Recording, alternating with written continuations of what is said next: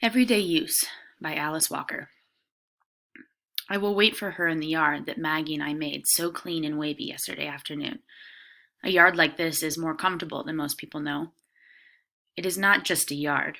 It is like an extended living room, where the hard clay is swept clean as a floor, and the fine sand around the edges lined with tiny, irregular grooves.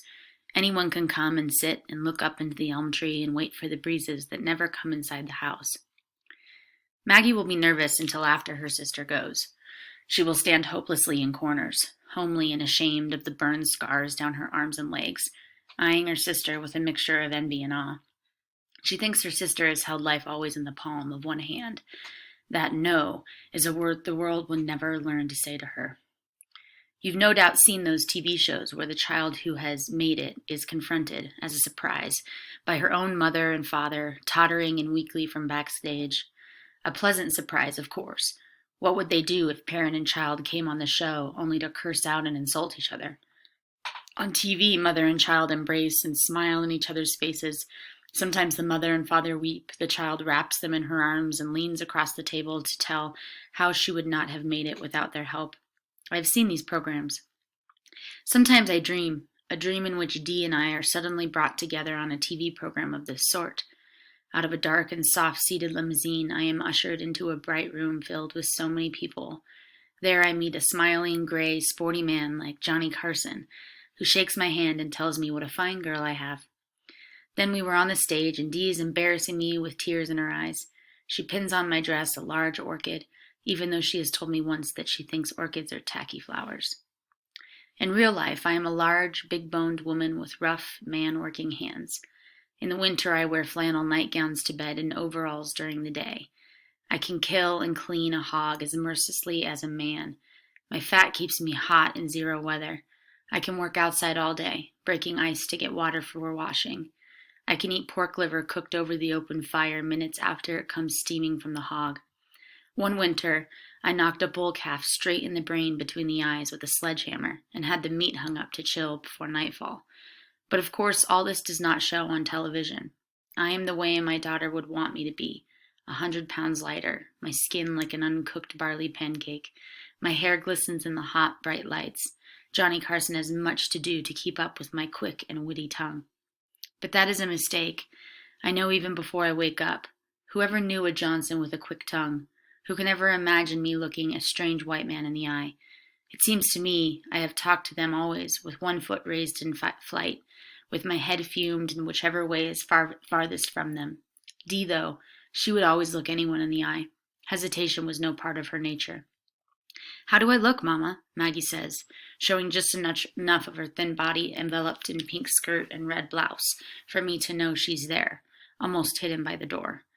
Come out into the yard, I say. Have you ever seen a lame animal, perhaps a dog run over by some careless person rich enough to own a car, sidle up to someone who is ignorant enough to be kind to him? This is the way my Maggie walks. She has been like this, chin on chest, eyes on ground, feet in shuffle, ever since the first fire that burned the other house to the ground. Dee is lighter than Maggie, with nicer hair and a fuller figure. She's a woman now, though sometimes I forget. How long ago was it that the other house burned? 10, 12 years? Sometimes I can still hear the flames and feel Maggie's arms sticking to me, her hair smoking and her dress falling off her in little black papery flakes. Her eyes seem stretched open, blazed open by the flames reflected in them. And Dee, I see her standing off under the sweet gum trees she used to dig gum out of, a look of concentration on her face as she watched the last dingy gray board of the house fall in toward the red-hot brick chimney. Why don't you do a dance around the ashes? I wanted to ask her. She had hated the house that much. I used to think she hated Maggie too, but that was before we raised money, the church and me, to send her to Augusta to school. She used to read to us without pity, forcing words, lies, other folks' habits, whole lives upon us too, sitting trapped and ignorant underneath her voice. She washed us in a river of make-believe, burned us in a lot of knowledge we didn't necessarily need to know. Pressed us with her surface way she read. She shoved us away at just the moment like dimwits we seemed about to understand. Dee wanted nice things, a yellow organdy dress to wear to her graduation from high school, black pumps to match a green suit she's made from an old suit somebody gave me. She was determined to stare down any disaster in her efforts. Her eyelids would not flicker for minutes at a time.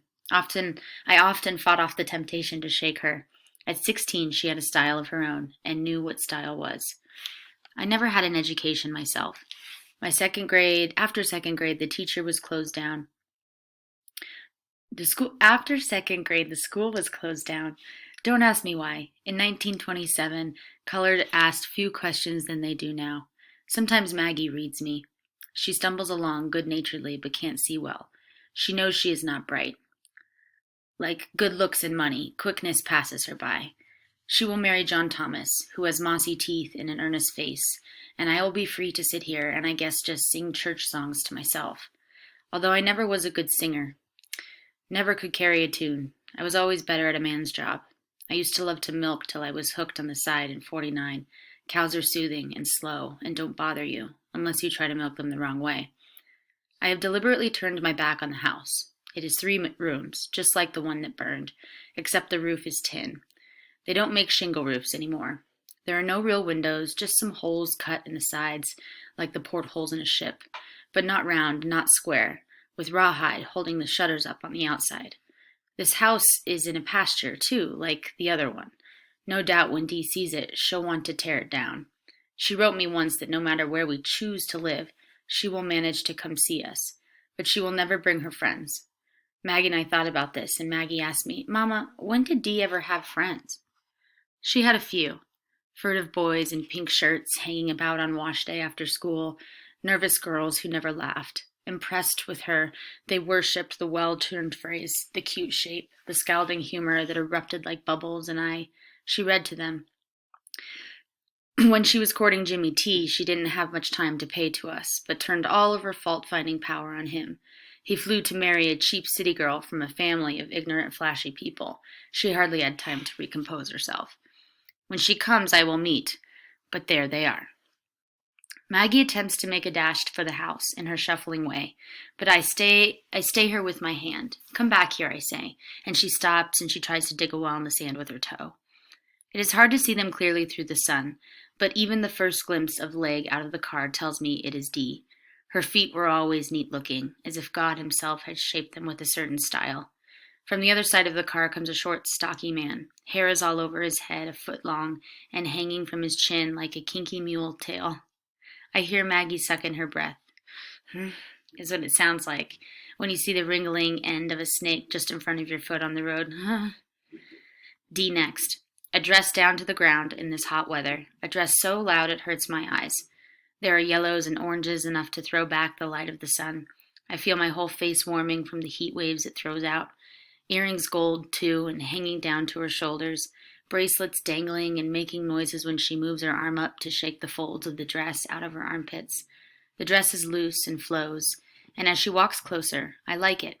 I hear Maggie go, again. It is her sister's hair. It stands straight up like the wool on a sheep. It is black as night, and around the edges are 2 long pigtails that rope about like small lizards disappearing behind her ears. Wasuzo Tino, she says, coming on in the gliding way the dress makes her move. The short, stocky fellow, with his hair to his navel, is all grinning, and he follows up with, Assalamu alaikum, my mother and sister. He moves to hug Maggie, but she falls back, right up against the back of my chair. I feel her trembling there, and when I look up, I see the perspiration falling off her chin. Don't get up, says Dee. Since I am about stout, it takes something of a push. You can see me trying to move a second or two before I make it. She turns, showing white heels through her sandals, and goes back to the car. Out she peeks next with a Polaroid. She stoops down quickly and lines up picture after picture of me sitting there in front of the house with Maggie cowering behind me. She never takes a shot without making sure the house is included. When a cow comes nibbling around the edge of the yard, she snaps it, and me and Maggie in the house. Then she puts the Polaroid in the back seat of the car, comes up, and kisses me on my forehead. Meanwhile, Assalamu alaikum is going through the motions with Maggie's hand. Maggie's hand is as limp as a fish, and probably as cold, despite the sweat, and she keeps trying to pull it back. It looks like Assalamu alaikum wants to shake hands, but wants to do it fancy. Or maybe he don't know how people shake hands. Anyway, he should give up on Maggie. Well, I say, D. No, Mama, she says, not D. Wangero Liwanika Kemanjo. What happened to D? I wanted to know. She's dead, Wangero said. I couldn't bear it any longer, being named after the people who oppressed me. You know as well as me you was named after your Aunt Dee, I said. Dee is my sister. She named Dee. We call her Big D after Dee was born. But who was she named after? Said Wangero. I guess the Grandma Dee, I said. And who was she named after? Asked Wangero. Her mother, I said, and saw Wangero was getting tired.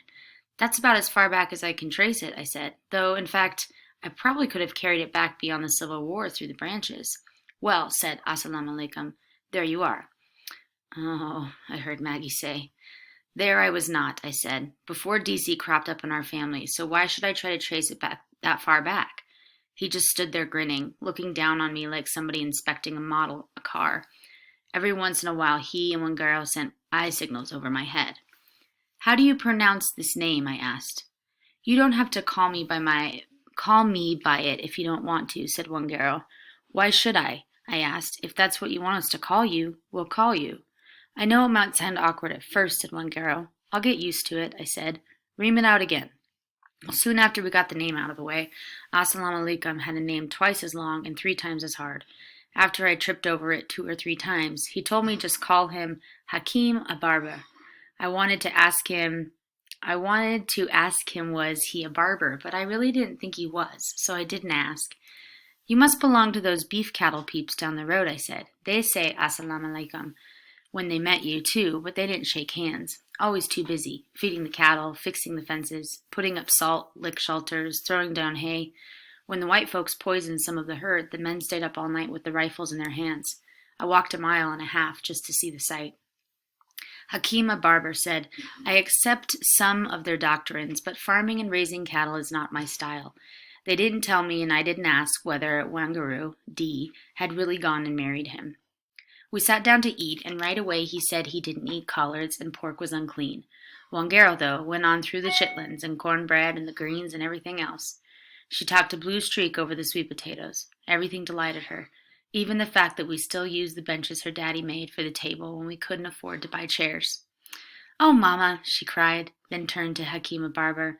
I never knew how lovely these benches are. You can feel the rump prints, she said, running her hands underneath her along the bench. Then she gave a sigh, and her hand closed over Grandma Dee's butter dish. That's it, she said. I knew there was something I wanted to ask you if I could have. She jumped up from the table and went over in the corner where the churn stood, the milk in the crabber by now. She looked at the churn and looked at it. This churn top is what I need, she said. Didn't Uncle Buddy whittle it out of a tree you all used to have? Yes, I said. Uh-huh, she said happily, and I want the dasher, too. Uncle Buddy whittle that, too? Asked the barber. Wangero looked up at me. Auntie's first husband whittled the dash, said Maggie so low you almost couldn't hear her. His name was Henry, but they called him Stash. Maggie's brain is like an elephant's, Wangero said, laughing. I can use the chute top as a centerpiece for the alcove table, she said, sliding a plate over the chute, and I'll think of something artistic to do with the dasher. When she finished wrapping the dasher, the handle stuck out. I took it for a moment in my hands. You didn't even have to look close to see where hands were pushing the dasher up and down to make butter had left a kind of sink in the wood. In fact, there were a lot of small sinks. You could see where thumbs and fingers had sunk into the wood. It was beautiful, light yellow wood from a tree that grew in the yard where Big D and Stash had lived. After dinner, D, Wangero, went to the trunk at the foot of my bed and started rifling around in it. Maggie hung back in the kitchen over the dishpan. Out came Wangero with 2 quilts. They had been pieced by Grandma D, and then Big D and me had hung them on the quilt frames on the front porch and quilted them. One was in the Lone Stat pattern. The other was Walk Around the Mountain. In both of them there were scraps of dresses Grandma D had worn 50 or more years ago, bits and pieces of Grandpa Jamal Paisley's shirts, and one teen-faded blue piece, about the size of a penny matchbox, that was from Great-Grandpa Ezra's uniform that he wore in the Civil War. Mama, Wangero said, sweet as a bird, can I have these old quilts? I heard something fall in the kitchen, and a minute later the kitchen door slammed. Why don't you take one or two of the others? I asked. These old things just done by me and Big D from your tops your grandma piece before she died. No, said Rangero. I don't use those. They are stitched around the borders by machine. That'll make them last better, I said. That's not the point, said Wangaro. These are all pieces of dresses Grandma used to wear. She did this all stitching by hand. Imagine! She held the quilts securely in her arms, stroking them. Some of the pieces, like those lavender ones, come from old clothes her mother handed down to her, I said, moving up to touch the quilts. Dee, Wangaro, moved back just enough so that I couldn't reach the quilts. They already belonged to her. Imagine, she breathed again, clutching them closely to her bosom. The truth is, I said, I promised to give them quilts to Maggie for when she marries John Thomas. She gasped like a bee had stung her. Maggie can't appreciate these quilts, she said. She'd probably be backward enough to put them in everyday use. I reckon she would, I said. God knows I've been saving 'em long enough with nobody using 'em. I hope she will. I didn't want to bring up how I had offered Dee Wangaro a quilt when she went away to college. Then she had told they were old-fashioned and out of style. But they're priceless, she was saying now furiously, for she has a temper. Maggie would put them on the bed, and in 5 years they'll be in rags, less than that. She can always make some more, I said. Maggie knows how to quilt. Dee Wangaro looked at me with hatred. You just will not understand. The point is these quilts. Well, I said, stumped. What would you do with them? Hang them, she said, as if she was the only thing you could do with these quilts. Maggie by now was standing in the door. I could almost hear the sound her feet made as they scraped over each other. She can have them, Mama, she said, like everybody used to never winning anything or having anything reserved for her. I can remember Grandma Dee without the quilts. I looked at her hard. She had filled her bottom lip with checkerberry snuff and gave her face a kind of dopey, hangdog look. It was Grandma Dee and Big D who taught her how to quilt herself. She stood there with her scarred hands hidden in the folds of her skirt. She looked at her sister with something like fear, but she wasn't mad at her. This was Maggie's portion. This was the way she knew God to work. When I looked at her like that, something hit me in the top of my head, and I ran down to the soles of my feet. Just like when I'm in church and the Spirit of God touches me, and I get happy and I shout. I did something I'd never done before. Hugged Maggie to me, then dragged her on into the room, snatched the quilts out of Miss Wangaro's hands, and dumped them into Maggie's lap. Maggie just sat there on my bed with her mouth open. Take one or two of the others, I said to Dee. But she turned without a word and went out to Hakeem, a barber. You just don't understand, she said, as Maggie and I came out to the car. What don't I understand? I wanted to know. Your heritage, she said, and then she turned to Maggie, kissed her, and said, You ought to try to make something of yourself too, Maggie. It's really a new day for us. But from the way you and Mama still live, you'd never know it. She put on some sunglasses that hid everything above the tip of her nose and chin. Maggie smiled, maybe at the sunglasses, but a real smile, not scared. After we watched the car dust settle, I asked Maggie to bring me a dip of snuff, and then the two of us sat there just enjoying until it was time to go in the house and go to bed.